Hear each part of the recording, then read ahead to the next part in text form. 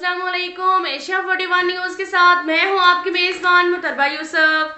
खबर शामिल करते हैं शोरकोट से। हमारे ब्यूरो चीफ राना मोहम्मद शब्बीर के मुताबिक सेक्रेटरी पंजाब की हदायत पर असिस्टेंट कमिश्नर फजल अब्बास की जानिब से मीटिंग का इनेकाद किया गया, जिसमें CO municipal committee Tariq Javed Kambo, deputy district health officer doctor Mubashar Ali, doctor Usman, deputy district education officer Rab Nawaz Tharaj, STO highway Mohammad Ali, Chaudhry Rizwan Safdar, Asghar Shah, महकमा नहार हाजी बशीर अहमद शेरी समेत उलमा कराम ने भी शिरकत की। इस मौका पर असिस्टेंट कमिश्नर शोरकोट मोहम्मद फजल अब्बास ने सहाफियों से गुफ्तगू करते हुए बताया कि चीफ सेक्रेटरी पंजाब की जानिब से 18 नकाती एजेंडा मौसूल हुआ था, जिसमें मेन हॉल, सड़क की मरम्मत, बिजली की लटकती तारें, अदारों के ऑफिस को पेंट करवाना, चीज़ों के बारे में सफाई और उलमा अकराम को कहा गया कि खुतबात में भी सफाई के बारे में बताएं। इससे मुआशरे में सफाई का और लोगों की तरबियत का काम हो सकेगा।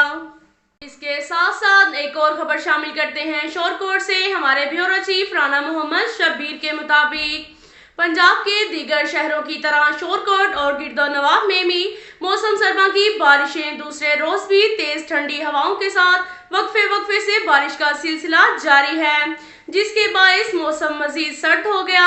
बिजली और गैस बंद होने से घरेलू खवातीन को खाना पकाने में शदीद मुश्किलात का सामना करना पड़ रहा है। बारिश के बायस बिजली के मुतअद्दिद फीडर ट्रिप कर गए हैं, लोग घरों में महसूर होकर रह गए, जबकि महकमा मौसमियात के मुताबिक बारिशों का ये सिलसिला मजीद कुछ दिन जारी रहने का इम्कान है, जिसकी वजह से सर्दी की शिद्दत में मजीद इजाफा होगा।